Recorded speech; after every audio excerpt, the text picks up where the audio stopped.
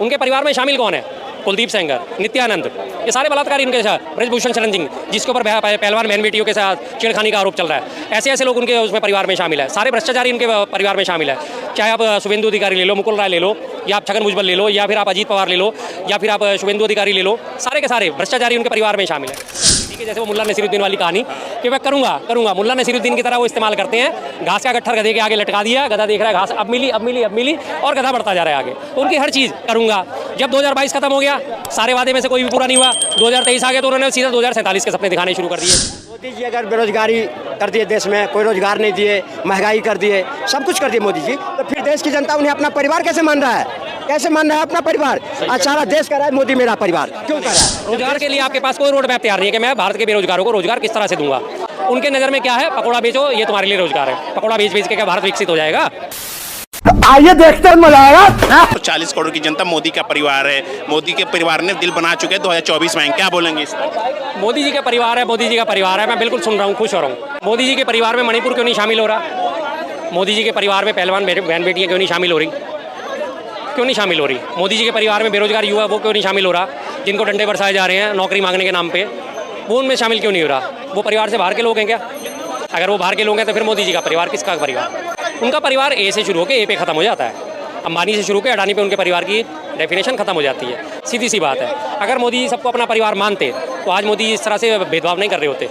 आप इसका छोटा सा उदाहरण पीछे देखिए कि अभी 26 जनवरी की परेड निकल रही थी हमारी गणतंत्र दिवस की, उसमें दिल्ली में इनकी राज्य में सरकार नहीं है, पंजाब में भी सरकार नहीं है, दोनों जगह आम आदमी पार्टी ने इनकी नाक में दम कर रखा है। तो सीधी सी बात है, उन दोनों को परमिशन ही नहीं दी झांकी निकालने की। अगर उन्हें परिवार मानते तो इन दोनों राज्य का क्या कसूर था? इन्हें भी वो शामिल कर सकते थे। इनका बकाया नहीं दिया जाता, जीएसटी का कलेक्शन नहीं दिया जाता, राज्यों का जीएसटी कलेक्शन नहीं दिया जाता। तो अगर मोदी जी सबको परिवार मानते तो परिवार के साथ बराबर का व्यवहार रखते ना, भेदभाव क्यों करते? बात तो सही है। उनके परिवार में शामिल कौन है? कुलदीप सेंगर, नित्यानंद, ये सारे बलात्कारी इनके साथ। ब्रजभूषण शरण सिंह, जिसके ऊपर पहलवान बहन बेटियों के साथ छेड़खानी का आरोप चल रहा है, ऐसे ऐसे लोग उनके उसमें परिवार में शामिल है। सारे भ्रष्टाचारी इनके परिवार में शामिल है। चाहे आप शुभेंदु अधिकारी ले लो, मुकुल राय ले लो, या आप छगन भुजबल ले लो, या फिर आप अजीत पवार ले लो, या फिर आप शुभेंदु अधिकारी ले लो, सारे के सारे भ्रष्टाचारी उनके परिवार में शामिल है। तो ऐसे परिवार आपको मुबारक, हम आपके परिवार में शामिल नहीं होना चाहते। तो मोदी जी दावा कर रहे हैं ना, हर जगह रैलियों से बोल रहे हैं कि मेरा संकल्प है विकसित भारत, कोने कोने में जाकर गाँव को विकसित बनाना, तीसरी बार आएंगे। बिल्कुल बिल्कुल, आप विकसित भारत बनाइए, हमें कोई आपत्ति नहीं है। लेकिन आप विकसित किस तरह से कर रहे हैं भारत को? आप कर्ज पे तो विकसित कर रहे हैं। आप 80-80 करोड़ लोगों को मुफ्त का राशन दे के विकसित करेंगे? कर्ज के दलदल में फंसा के, विदेशी कर्ज के दलदल में फंसा के आप उसे विकसित करेंगे? आप भारत को विकसित करना चाहते हैं, आपके पास रूपरेखा क्या है? आपने कोई ये बताई कभी जनता के साथ ये बात शेयर करी कि हाँ मेरी रूपरेखा ये है, इस तरह से मैं विकसित बनाऊंगा?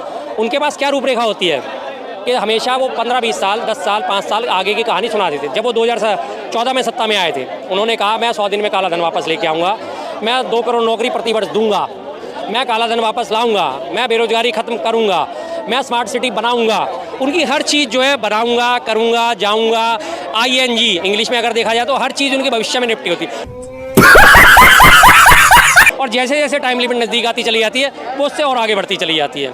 मैंने आपको एक बार पहले भी शायद आपके बात करी थी कि जैसे वो मुल्ला नसीरुद्दीन वाली कहानी कि मैं करूंगा, मुल्ला नसीरुद्दीन की तरह वो इस्तेमाल करते हैं। घास का गट्ठर गधे के आगे लटका दिया, गधा देख रहा है घास अब मिली और गधा बढ़ता जा रहा है आगे। तो उनकी हर चीज़ करूंगा। जब 2022 खत्म हो गया, सारे वादे में से कोई भी पूरा नहीं हुआ, 2023 आ गया तो उन्होंने सीधा 2047 के सपने दिखाने शुरू कर दिए। अब जब उनका 2047 में भी दाव नहीं चला तो उन्होंने पिछली बार क्या दावा करा? अगले 1000 साल में भारत की तस्वीर बदली हुई होगी। भाई 1000 साल तक कौन जिंदा है, कौन रहेगा? आज आप 2024 में कह रहे हो कि मैं 2047 तक मैं ये करूंगा, मैं वो करूंगा। आज आप क्या रूपरेखा बना रहे हो? आज आप नींव के पत्थर में क्या लगा रहे हो कि जो आपकी बिल्डिंग मजबूत हो सके? आज की बात करो ना, 2024 की बात करो कि मैंने ये कर दिया। आपने कोई नया PSU खोला, पब्लिक सेक्टर यूनिट खोला, कोई नई फैक्ट्रियाँ लगाई, कोई नए कल कारखाने लगाए, आपने कोई नया उत्पादन रक्षा क्षेत्र में बढ़ाया। आत्मनिर्भर भारत का नाम आप जरूर देते हैं, लेकिन आप निर्भरता के नाम पे आपने करा क्या? जो पहले से पहले फैक्ट्रियाँ चल रही थी वो फैक्ट्रियाँ बंद कर दी। आपने रेलवे में वैकेंसी खत्म करनी शुरू कर दी, आपने केंद्र सरकार में वैकेंसी खत्म करनी शुरू कर दी। आप लगातार लोगों को बेरोजगार बनाए जा रहे हो। तो बेरोजगारी से क्या विकसित भारत बनेगा कि रोजगार देके विकसित भारत बनेगा? रोजगार के लिए आपके पास कोई रोड मैप तैयार नहीं है कि मैं भारत के बेरोजगारों को रोजगार किस तरह से दूंगा। उनके नज़र में क्या है? पकौड़ा बेचो, ये तुम्हारे लिए रोजगार है। पकौड़ा बेच के क्या भारत विकसित हो जाएगा? क्या बोलेंगे चाचा बेरोजगारी पर? मोदी जी अगर बेरोजगारी कर दिए, देश में कोई रोजगार नहीं दिए, महंगाई कर दिए, सब कुछ कर दिए मोदी जी, तो फिर देश की जनता उन्हें अपना परिवार कैसे मान रहा है? कैसे मान रहा है अपना परिवार?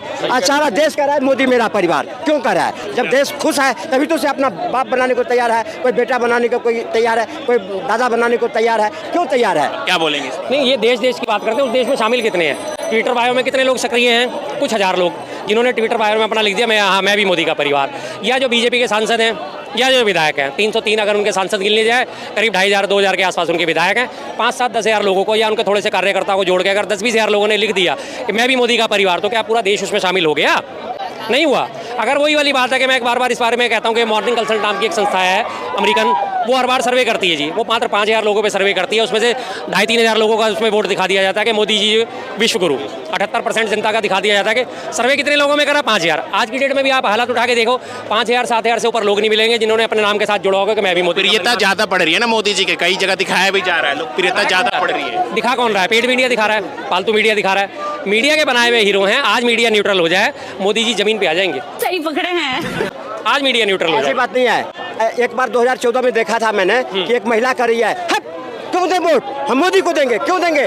तो गैस दिया मुझे, आवास दी मुझे, उज्ज्वला योजना दी मुझे, मोदी को दूंगा, तुम्हें दूंगा, मैं यहाँ से। तो आप जो अभी जो परेशानी है ना, ये परेशानी नहीं, बहुत परेशानी विपक्ष को दिखेगा कब? जब मोदी जी जाएंगे ना गांव में, तो वहाँ की महिला कहेगी मोदी मेरा बेटा है, मोदी मेरा नाती है, मोदी मेरा पिताजी है। तब पता चलेगा कांग्रेस को जो हमने मोदी जी के साथ जो व्यवहार करे उसका फल क्या मुझे 14 में भी भुगत लिए, 19 में भी भुगत लिए, अब 24 में भी भुगत। अच्छा, हमको सिखा रिया है। इन्होंने उसका महिला का जिक्र कर दिया, ये दूसरी महिला का जिक्र क्यों नहीं करते? जब 2019 में इसके 22 में जो पश्चिम बंगाल के चुनाव आ रहे थे और एक महिला का जो लक्ष्मी देवी नाम था उसका फोटो अखबारों में बड़ा छपा, आधे पेज के ऐड दिए गए कि मुझे प्रधानमंत्री आवास योजना में घर मिला है। जब पत्रकार न्यूज़ चलाई, पूरे टीवी चैनल में हर जगह न्यूज़ वो चली कि महिला को आवास में लाभार्थी है। जब पत्रकार उसके बाद खोजी पत्रकारिता करने पहुंचे, उन्होंने उससे पूछा, लक्ष्मी देवी जी आपको आवास मिला? कि मुझे आवास? मुझे कौन सा आवास, कैसा आवास? कि आपकी तो फोटो छपी है। मेरी फोटो कहाँ छपी है? जब उन्होंने दिखाया कि ये देखो आपकी अखबार में फोटो छपी है कि आपको आवास मिला, उन्होंने कहा भाई मैं तो अभी भी 500 रुपये महीने के किराए के मकान में रहती हूँ, मुझे कौन सा आवास मिल गया। लेकिन उस महिला की ये बात नहीं करेंगे क्योंकि एजेंडे में फिट नहीं होता। आवास योजना की भाई साहब बात कर रहे हैं, तो आवास योजना का भी पीछे लोकसभा के उसमें 17 में ही पोल खुली है। निर्मला सीतारमण जी कह रही थी हमने 3 करोड़ गरीबों को मुफ्त आवास दिए। एक दिन बाद ही मोदी जी का बयान आता है हमने 4 करोड़ लोगों को आवास दिए। क्यों? एक ही दिन में 1 करोड़ का डिफरेंस आ गया। क्यों आ गया? क्योंकि झूठ बोलते हैं। झूठ किसी को याद नहीं रहता, सच हमेशा चमकता है। सच हमेशा याद रहेगा। झूठ आज आप बोल के निकल जाओगे, आपको अगले दिन याद नहीं रहेगा कि मैं जनता से क्या झूठ बोल के निकला था। सीधी सी बात है। पंडित जी, एक बात को तो आपने फट लपक लिए कि वो महिला ने कही जो मुझे ये नहीं मिला।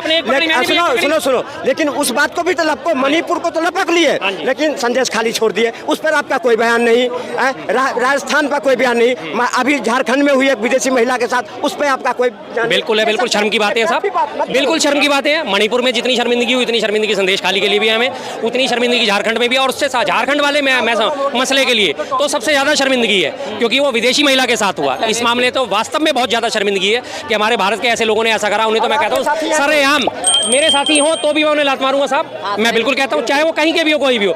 महिलाओं की अस्मिता के साथ कोई भी खिलवाड़ करेगा, चाहे वो मेरे घर का हो, मेरे परिवार का हो, चाहे वो जिस पार्टी की विचारधारा का मैं समर्थन करता हूँ उसका हो, मैं उसके खिलाफ हूँ।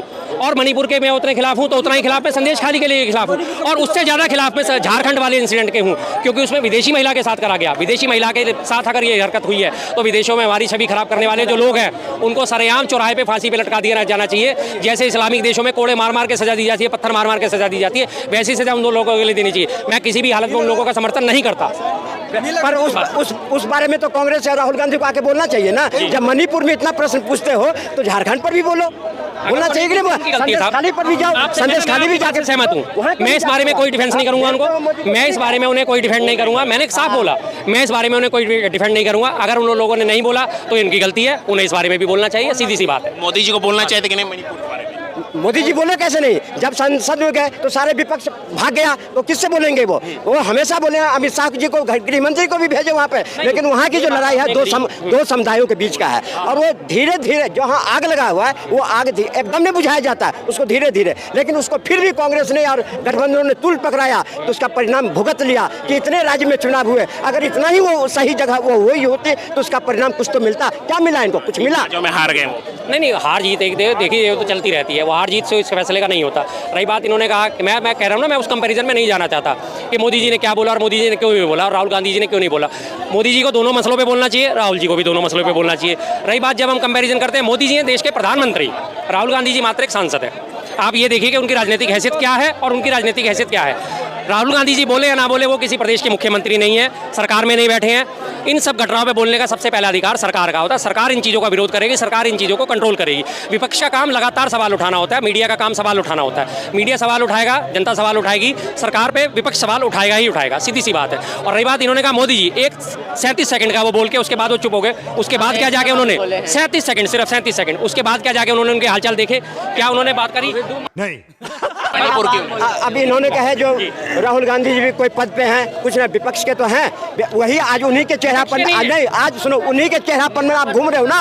जब राहुल गांधी को बनाओ, राहुल गांधी को बनाओ, तो कभी अटल बिहारी वाजपेयी और आडवाणी या मुरली मनोहर जोशी तीन ही विपक्ष में होते थे, तीन ही, और सारे साम्राज्य कांग्रेस का होता था। लेकिन देश की जो मूलभूत सुविधा है, जनमानस की जो सुविधा है, उसको सकारात्मक उठाते थे और सरकार नहीं मानती थी तो संसद से लेकर सड़क पर में करते थे प्रदर्शन, जिसका परिणाम ये हुआ कि देश की जनता, जनमानस उस टाइम से मोदी जी के साथ, अटल जी के साथ, आडवाणी जी के साथ, जोशी जी के साथ जुड़ता गया। और यही कांग्रेस है जो विपक्ष में होते हुए भी अटल जी को यूएनए में भेजा था, क्योंकि उनकी सोच सकारात्मक था। आज का विपक्ष का सोच अगर सकारात्मक होती तो ये कांग्रेस की दुर्दशा, इनकी वकालत ये करते हैं, इनकी होती नहीं। इसलिए आपकी वकालत को सलाम, आप छोड़ दी इनकी वकालत। नहीं, ऐसा नहीं है, वकालत वाली बात नहीं है साहब, विचारधारा की बात है, वकालत वाली कोई बात नहीं है। रही बात आपने कहा ऊपर और नीचे आने वाली बात, राजनीति है, देश है, परिवर्तन संसार का नियम है, गीता सार में भी साफ साफ लिखा हुआ है, हर चीज़ परिवर्तनशील है, कोई आज ऊपर है, कोई आज नीचे है। 137 साल पुरानी पार्टी है, आप इतनी जल्दी सोचोगे वो खत्म हो जाएगी, ऐसा नहीं होने वाला। जनमानस में रची बसी पार्टी है,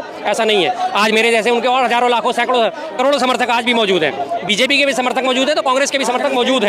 वो अलग बात है कि कभी उतार चढ़ाव आ गया। अगर आप इतनी उसको बीजेपी को लोकप्रिय मानते हो तो बीजेपी दिल्ली में क्यों नहीं है साहब? दिल्ली में सीट नहीं है उसकी, पंजाब में क्यों नहीं है, कर्नाटका में क्यों नहीं है, तेलंगाना में क्यों नहीं है, तमिलनाडु में क्यों नहीं है, आंध्र प्रदेश में क्यों नहीं है, साउथ के किसी राज्य में बीजेपी की सरकार क्यों नहीं है, महाराष्ट्र में उनको स्पष्ट बहुमत क्यों नहीं मिलता, झारखंड में नहीं है, हाँ जाहिर बात है, हरियाणा में वो जेजेपी के समर्थन से सरकार चलाती है, क्यों नहीं स्पष्ट बहुमत मिलता, बंगाल में नहीं है, सीधी सी बात है। तो इस बात को अगर कंपैरिजन करके चलोगे, अप डाउन हमेशा जिंदगी में आते हैं। आज आपके साथ अच्छा समय है, अगले दिन कभी बुरा भी आ सकता है और बुरा समय भी आता है। अटल बिहारी वाजपेयी जी, अटल बिहारी वाजपेयी जी श्रद्धेय हैं, मैं उनका दिल से सम्मान करता हूँ। उन जैसा नेता होना देश में बहुत मुश्किल होता है। विपक्ष के नेता होने के बावजूद बीजेपी में थे, लेकिन उन्होंने बाद में जब 2002 के गोधरा दंगे हुए थे, उन्होंने उनको सलाह दी थी मोदी जी को कि राज धर्म का पालन करो। वो मानता हूं मैं, ऐसा नहीं है कि मेरी किसी से कोई जाति दुश्मनी है। अगर बीजेपी आज भी अटल बिहारी वाजपेयी जी के सिद्धांतों पे चले, कट्टरता से हटके देश के सर्वांगीण विकास के लिए काम करे, मुझे बीजेपी से कोई आपत्ति नहीं है। मैं भी कर रहा हूँ, कांग्रेस को मैं भी इज्जत करता हूँ, मैं भी सलाम उनको बहुत बहुत बधाई देता हूँ। जब प्रणब मुखर्जी को, क्या कहते हैं, सीताराम केसरी को, निजलिंगप्पा को, जिन्होंने कांग्रेस को सींचा, संभाला, सब कुछ करा, पर आज वो लोग कांग्रेस से जब हट गए और ऐसे वैसे लोग कांग्रेस में आ गए, तब कांग्रेस पर भरोसा देश की जनता कैसे करेगी? जो कांग्रेस देश में जो परिवारवादी पार्टियां हैं, जो हमेशा, ये सब कौन है? ये सब कांग्रेस की तो देन है। कैसे कांग्रेस पे भरोसा करेंगे लोग? भरोसा क्यों नहीं कर रहे कांग्रेस में? ये कह रहे हैं कि कैसे करें, कैसे क्यों नहीं कर रहे? मैं बार बार वही बात उठा रहा हूँ ना, 3 राज्यों में आज भी उसकी सरकार है। वोट परसेंटेज आप उसका देखो, 2019 में बीजेपी को 23 करोड़ 70 लाख वोट मिले थे, कांग्रेस को करीब करीब 19 करोड़ वोट मिले थे। जनता तो समर्थन कर ही रही है, ऐसा नहीं है कि अभी पिछले आप इलेक्शन में भी देखे तो अगर जहाँ चलो 3 राज्यों में इसने अपनी सरकार गंवाई, लेकिन रही तो दूसरे नंबर पर ही। ऐसा नहीं है ना कि लोग उसका समर्थन नहीं कर रहे। वो अलग बात है कि 2 वोट उधर फालतू चले गए, आज लोगों का मन बदल गया। यही वो लोग हैं जिन्होंने कांग्रेस को लगातार दिल्ली में 15 साल सत्ता दी थी। यही आज दिल्ली के लोग हैं, पिछले 10 साल से केजरीवाल को बिठाए बैठे हैं। तो लोगों का तो मन बदलता रहता है, और मन बदलने में कोई एक रात को ऐसी हवा चलती है कि अगले दिन पता चलता है कि सारे इलेक्शन का सिस्टम बदल गया। कोई बड़ी बात नहीं है इसमें। और बीजेपी का एक आदमी कोई विरोध करता है, अभी बीजेपी ने जिसको टिकट दिया छीन लिया, किसी की आवाज नहीं निकली। आवाज क्यों नहीं निकलती? ईडी का डंडा, आईटी का डंडा, सीबीआई का डंडा। बाकायदा अमित शाह जी का बयान था कि जितने भी भ्रष्टाचारी हैं उनकी फाइलें बंद नहीं हुई हैं, होल्ड पे डाल दी गई हैं। सीधी सी बात है, हर एक को वो डरा के रखते, धमका के रखते, इसलिए उन लोगों की जबान नहीं खुलती। बस बिल्कुल ऐसी बात है सर। बीजेपी में अनुशासन है, एक अनुशासित पार्टी है, और वो अनुशासनहीन हो गई कांग्रेस पार्टी। इसीलिए कांग्रेस का ये देश में दुर्भाग्य है कि वो अपनी अनुशासन के मुताबिक अपने नेताओं को बचा नहीं पा रहा है, रख नहीं पा रहा है। वो देश को क्या रखेगा?